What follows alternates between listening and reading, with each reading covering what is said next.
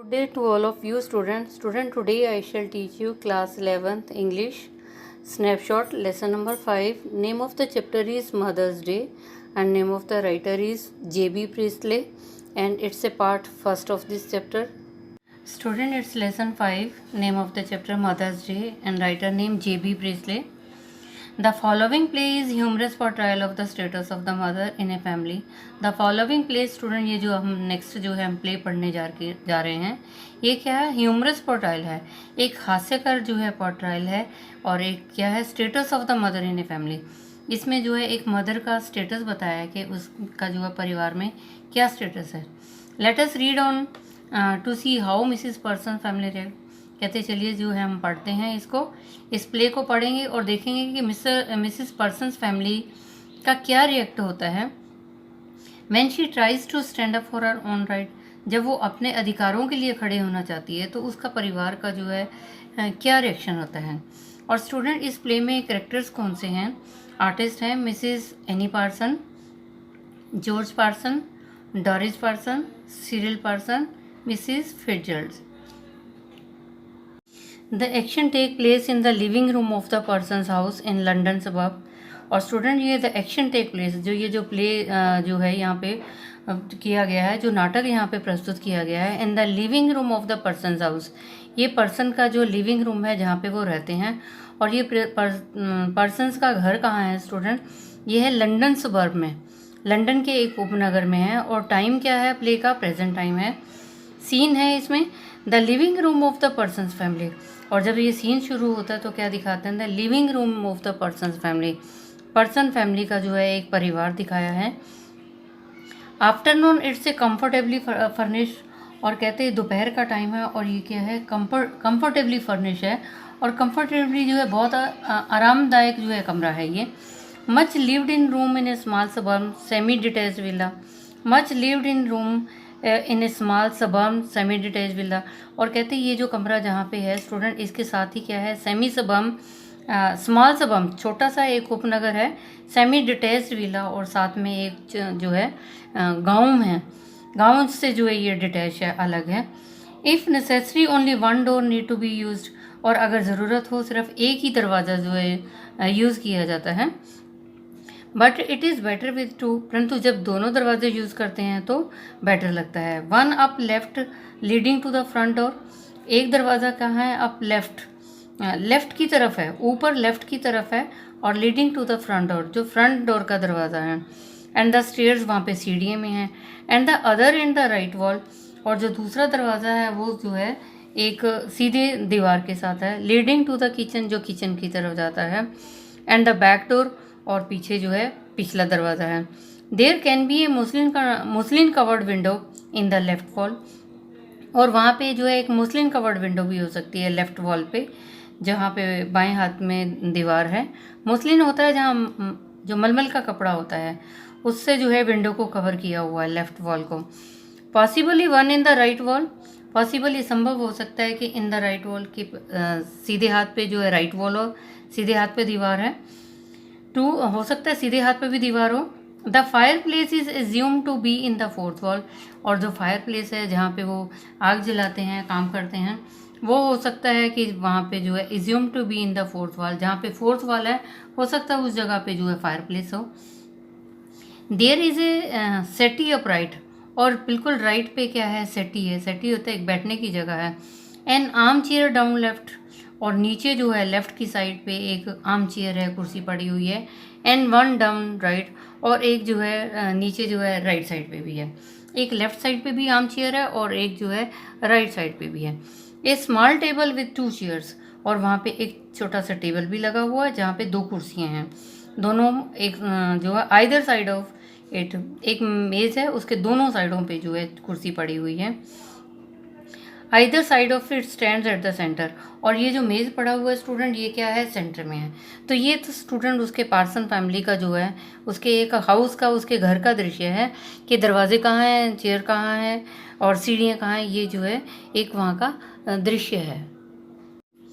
When the curtain rises, it is afternoon in the early autumn and the stage can be well lit. When the curtain rises कहते जब वो नाटक शुरू होता है तो स्टूडेंट पर्दा उठता है।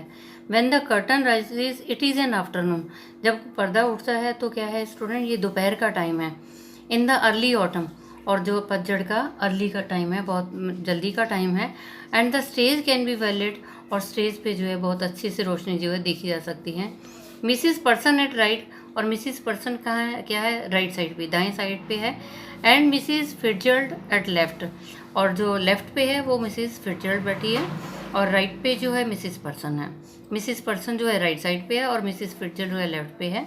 Are sitting opposite each other at the small table, वो एक स्मॉल टेबल जो है एक छोटे से टेबल के ऊपर जो है ऑपोजिट, एक दूसरे के ऑपोजिट जो है बैठी होती हैं।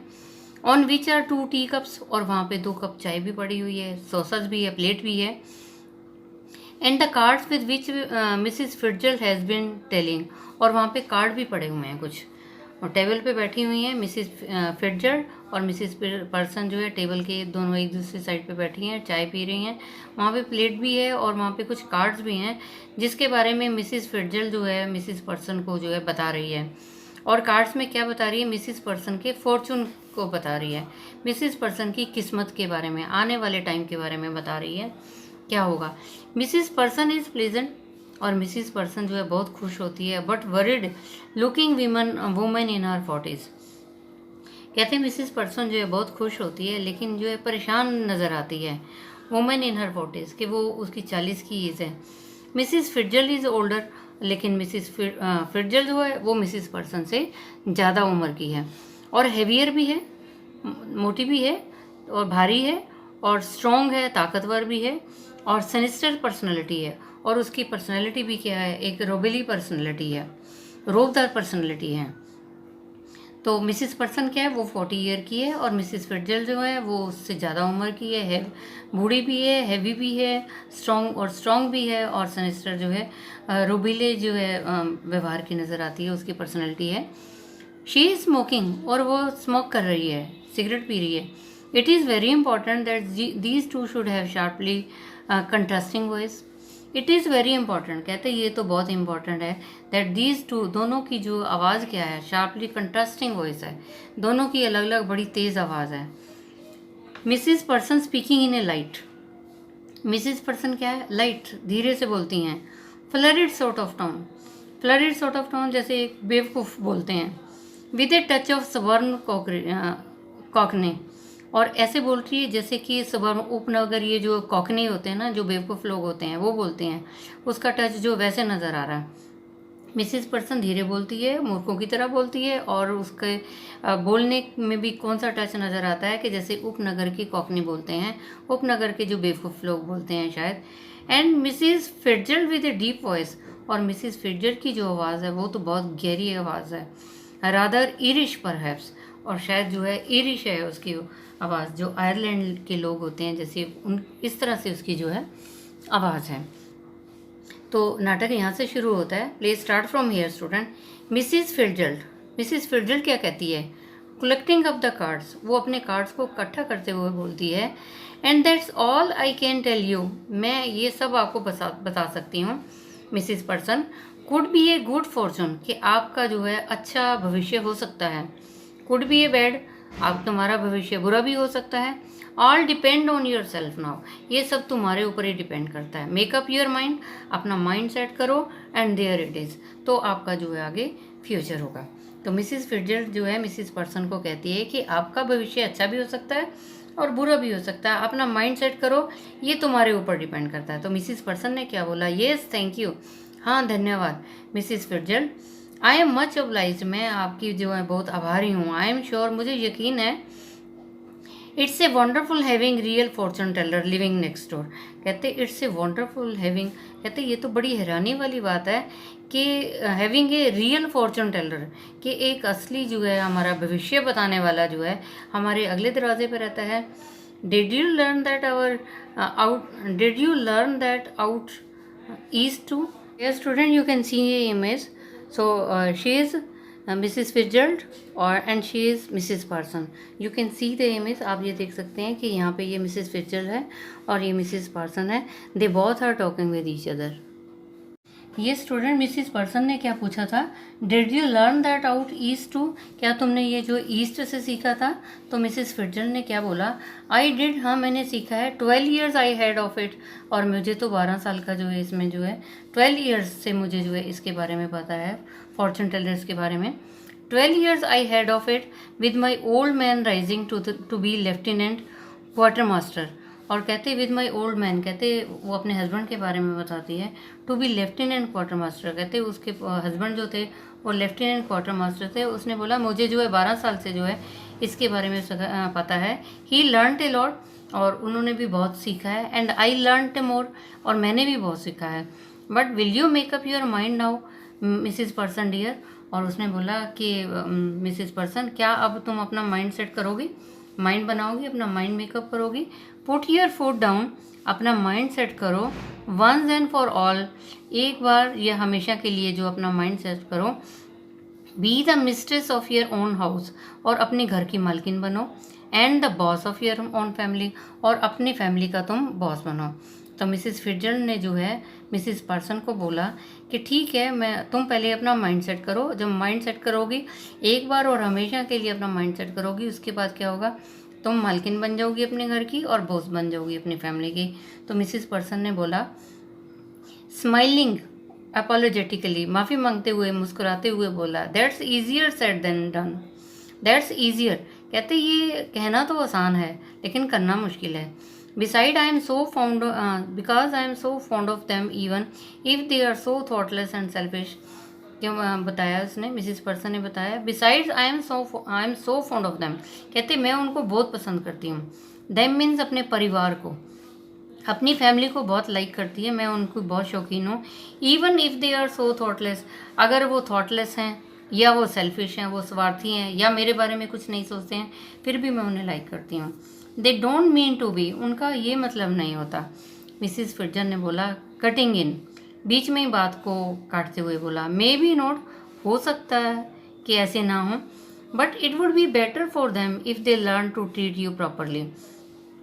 तो मिसिस फिट्जर ने बोला, it would be better for you, ये तुम्हारे लिए बेटर होगा, if they learn to treat you properly, अगर उनको ये समझ आ जाए, वो ये सीख लें कि तुम्हारे साथ कैसे बिहेव करना है, तो ये बेटर होगा।